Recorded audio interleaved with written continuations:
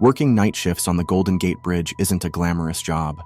Most of the time, it's just endless stretches of quiet with the occasional sound of cars whooshing by. From my small station on the bridge, the world felt hollowed out, like it had closed in around the faint hum of machinery, the gentle rock of the bay far below, and the endless coils of fog that wrapped themselves around the bridge. I took the position mainly for the solitude. I liked the quiet hours, the chance to breathe and think without interruption. But there was something else that tugged me here. A draw that I couldn't quite name. Something about the span of this bridge with its looming towers and swaying cables, the way it seemed to slice the sky in two. There's a mythic quality to the place, a silent authority that makes you feel small and out of time, especially when it's just you and the water below. On foggy nights, the bridge transformed.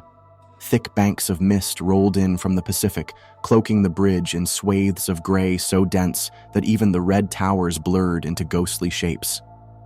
Tonight was one of those nights.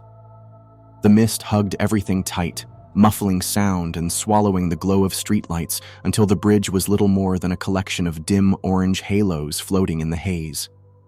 It was a quiet that invited memories, and though I usually enjoyed it, tonight it felt off somehow.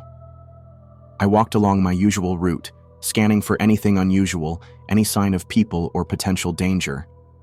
But tonight felt different, as if the fog held secrets of its own, and I was an intruder. Halfway through my shift, while pacing along the northern side, I saw a figure near one of the support beams. It's not unusual for people to find their way here, either tourists who've stayed too late or folks just seeking solitude of their own. But this figure seemed strange, unmoving. Their back was to me, and they were staring over the rail, body leaning ever so slightly forward. I called out, raising my voice to cut through the mist. "Hey, it's not safe to be that close to the edge." My words floated out, hollow and faded by the fog. No response. They didn't even shift, just stayed there, transfixed by something beyond the rail. I walked closer, my footsteps absorbed by the thick air, and a sense of something almost ancient wrapped around me, like I'd stepped into someone else's memory. Finally, I was close enough to make out more of the figure, and a jolt of unease swept over me. They wore a dark coat, the fabric looking tattered at the edges, hanging in loose, irregular strips that fluttered faintly in the breeze. Something about their stance was wrong, too, unnaturally rigid, as if they were carved from stone. The figure's face was just out of sight, obscured by the angle and the hood pulled low over their head. But as I approached, the silence between us deepened, and I noticed that even the wind seemed to have quieted. "Are you okay?" I tried again, louder, yet with an edge of hesitation I hadn't expected in my own voice. The figure didn't turn. They stayed fixated on the water, posture unchanging, hands resting on the rail in a way that seemed to anchor them, to keep them there even as the mist swirled like a restless tide around them. I took another step forward, wondering if maybe they were in some kind of trance or suffering from shock. But before I could say another word, they moved. It wasn't a natural motion, it was sharp, too quick, as if a string had pulled them upright. In one smooth turn, they finally faced me, and I felt a strange, cold twist inside. Their face was shrouded, not by darkness or the shadow of their hood, but by something that seemed impossible, a perfect, empty void. No features, no eyes, nose, mouth. Just a blank, hollow surface where a face should have been, like a mask made of sheer emptiness.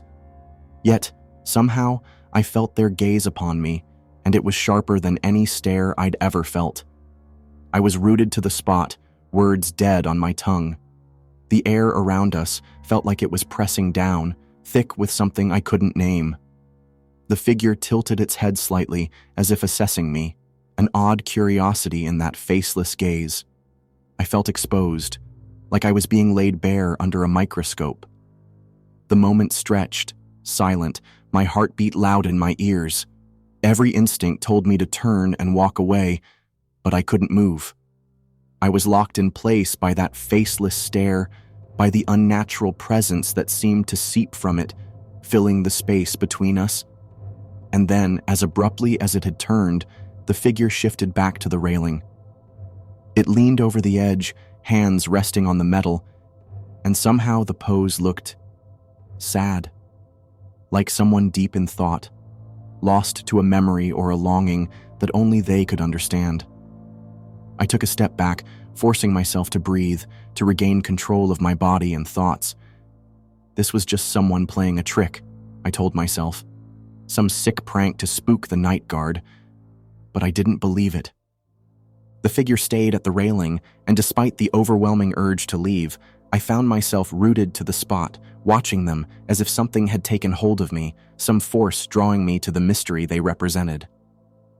Finally, they seemed to take a breath, an almost imperceptible movement, and leaned further over the edge, fingers loosening their grip on the rail. Instinct kicked in, and I surged forward, grabbing their shoulder to pull them back. But my hand went straight through, meeting nothing but cold, damp air. I stumbled forward, clutching at empty space as the figure dissolved into the mist. The patch of fog where they'd been moments before rippled and dispersed, leaving me standing alone at the edge of the bridge, my hand still outstretched. I stood there, staring at the empty spot where the figure had been. My hand was still outstretched, fingers slowly curling into my palm as if they could grasp some part of the mystery that had vanished into the fog. The thick air settled again, reclaiming the bridge and folding around me in a heavy, suffocating quiet. I felt a tingling, an echo of the faceless gaze that had held me only moments before, still lingering in the chill of the fog. I forced myself to breathe deeply, to shake the bizarre encounter from my mind. Rationality tried to wedge its way back in. Maybe I was just tired. Maybe the long hours and endless quiet of night shifts had gotten to me, clouding my senses and making me see things that weren't there. After all, no one could really vanish like that. People didn't just dissolve into mist, right? Still, the encounter refused to fade, remaining as sharp as if it had just happened.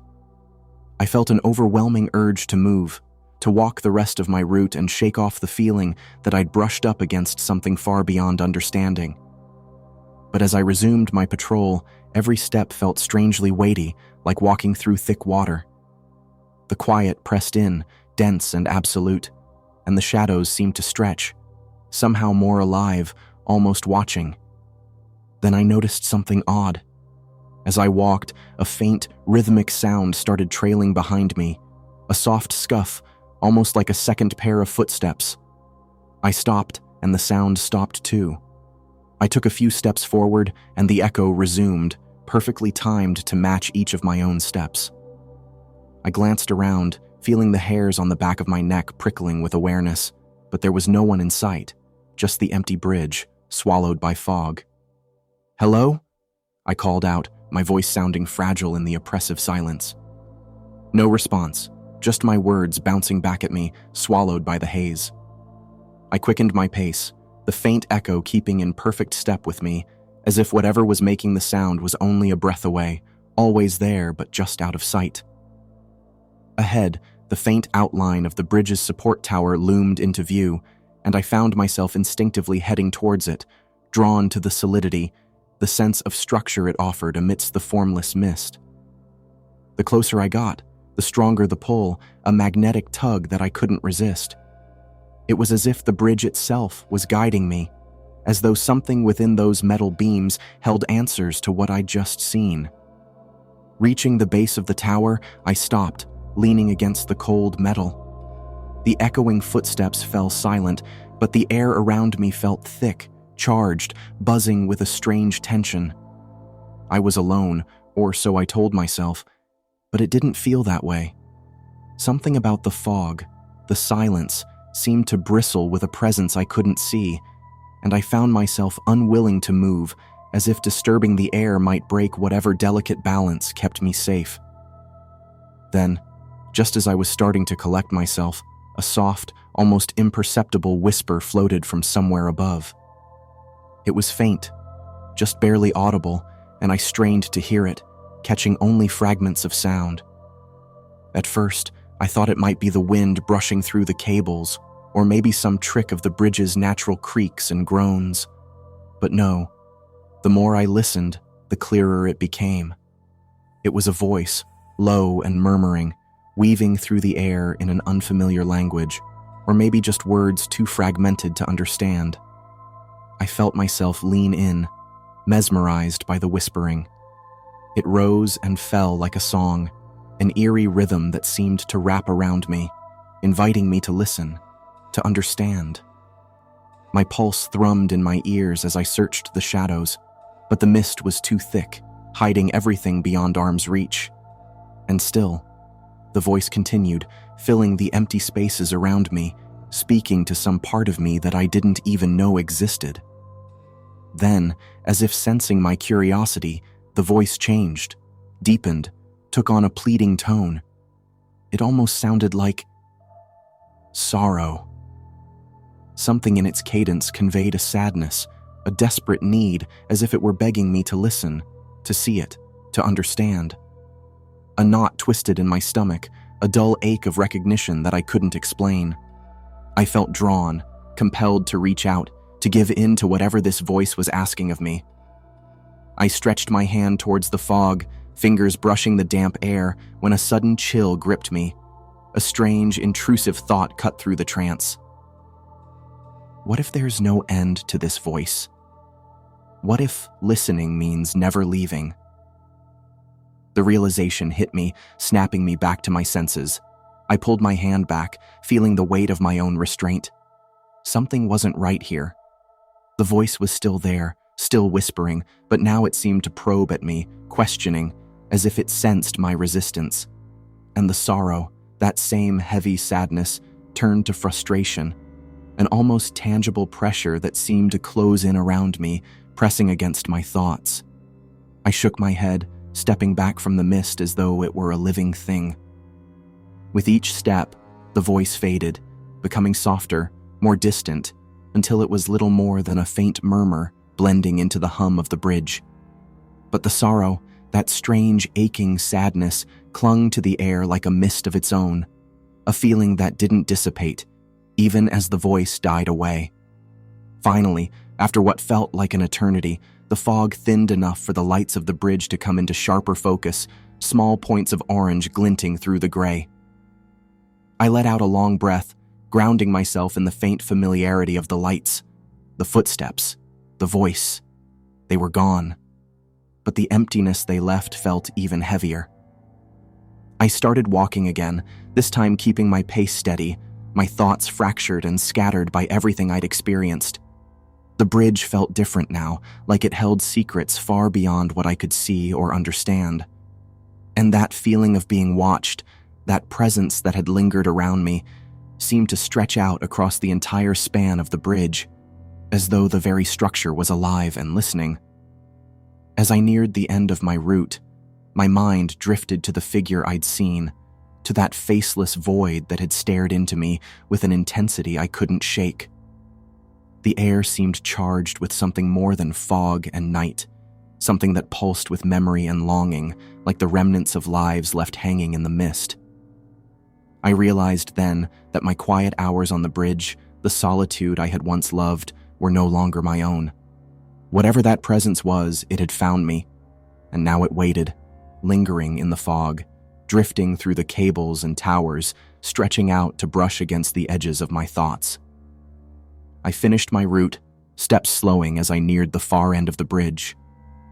The dim glow of the lights along the walkway, the deep hum of cables, even the soft splash of water below. They should have been familiar, grounding. But after that encounter, everything felt new, imbued with a depth I couldn't fully grasp. The fog that had once felt comforting, like a quiet buffer against the world, now seemed to hold things within it, old and restless things. It was as if the bridge itself had woken up, aware of my presence in a way it hadn't been before. By the time I got back to the guard station, the fog had cleared a little, lifting just enough for the faint outlines of the bay to reappear below. I flicked on the station's small lamp, its warm glow spilling over the empty desk and my few belongings. Sitting down, I tried to shake off the unease that clung to me, focusing on the familiar items around me. My thermos, a worn notebook, the dull flicker of the security monitors. But even these familiar objects felt strange under the weight of what I'd seen. I scanned through the security feeds, mostly out of habit, the small screens displaying various angles of the bridge. Each one showed a familiar scene, empty except for the occasional wisp of fog drifting through the edges. But then, something caught my eye, a flicker on one of the screens. I leaned in, squinting at the grainy black and white image. There, in the center of the screen, stood a figure, indistinct but unmistakably human. It was positioned near one of the support towers, facing the water with that same unnaturally still posture. The figure's outline was blurred, as if the fog itself was somehow part of them, shifting and blending with their form. My pulse quickened as I realized it was in the exact spot where I'd seen the faceless figure earlier. I reached for the radio, fingers hovering as I debated calling it in. But what would I say? That I'd seen a figure made of fog? A faceless presence that appeared and disappeared at will? The words felt ridiculous even as I thought them. No one would believe it. They'd chalk it up to exhaustion, tell me to take a break, maybe even pull me from the night shift altogether. And yet, as I sat there, staring at the screen, I knew what I'd seen wasn't just a trick of the fog. I made my way off the bridge, casting a final glance back at the span of steel and cable stretching over the bay. In the daylight, it looked almost ordinary, stripped of the mystery and weight that had haunted it during the night. But I knew, as I looked out over the quiet, steady flow of traffic, that something had changed. Whatever had found me in the mist wasn't just a figment of my imagination, wasn't some fleeting hallucination brought on by exhaustion or isolation. It was real as the bridge itself. Over the following nights, I returned to my shifts with a mixture of anticipation and dread. I couldn't shake the feeling that the bridge was different now, that I was being watched, not just by the occasional lost tourist or wandering soul, but by something deeper, older, woven into the structure itself. Every sound seemed amplified, every shadow more substantial, as if the bridge was reaching out, drawing me further into its secrets. And then, a few nights later, it happened again. The fog had rolled in thick and heavy, so dense that it obscured everything beyond a few feet. I was making my usual rounds, the beam of my flashlight cutting through the mist in narrow, dim arcs. The bridge was quiet, save for the faint hum of distant traffic and the low, rhythmic groan of the cables swaying in the wind. I was nearing the same spot where I'd seen the figure when I felt it, that familiar, oppressive weight pressing down on me, filling the air with a presence that was both tangible and unseen. This time, I didn't call out. I didn't need to. I knew, in some unexplainable way, that whatever I was about to see would reveal itself on its own terms. I waited, letting the silence settle around me, feeling the weight of the fog pressing close. And then, out of the mist, it appeared. The figure stood just a few feet away, even closer than before. Its form was clearer now, though it still held that strange, shifting quality, as if it were part of the fog itself. I couldn't make out a face. There was only that same blank expanse, a void that seemed to pull everything in around it, bending the light, the air, even sound itself. I felt a strange, inexplicable urge to reach out, to touch the void, to understand it. But as I raised my hand, something changed. The figure seemed to react, shifting slightly, and I felt a surge of raw emotion flood the space between us. Anger, sorrow, desperation. It hit me like a wave, overwhelming in its intensity, filling my thoughts with memories that weren't mine, images of the bridge through decades, ghostly echoes of lives lost and lives forgotten. And then, just as suddenly as it had appeared, the figure was gone, dissolving back into the fog, leaving me alone once more on the empty, silent bridge. As dawn crept over the horizon, I couldn't shake the feeling that the night had changed something in me. That figure, whatever it was, I knew it wasn't just a trick of the fog or my tired eyes. The bridge held secrets that even the dawn couldn't dispel, shadows that lingered in the light. And now, with every shift of the fog, every whisper of wind along the cables, I felt the presence, as if it had entrusted me with a story that could never fully be told.